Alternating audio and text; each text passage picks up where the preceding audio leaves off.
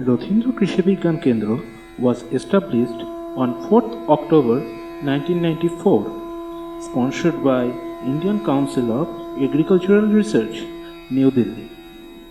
This KVK was sanctioned to Palli Shiksha Bhavane Institute of Agriculture, Vishwabharati, a central university for the farming community and agricultural practitioners of Birbhum district of West Bengal, India. The foundation stone of Rathindra Krishi Vigyan Kendra was laid out by late Dr. Shankar Dayal Sharma, former Honorable President of India. Since its inception in 1994,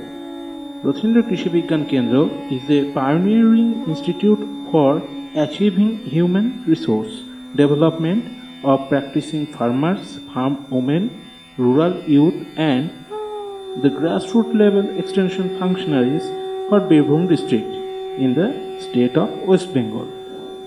This Krishi Vigyan Kendra has been imparting information, knowledge and skill development training program for different sections of stakeholders associated with agriculture and related sector. In its concise stride to achieve excellence in human resource development aspect, the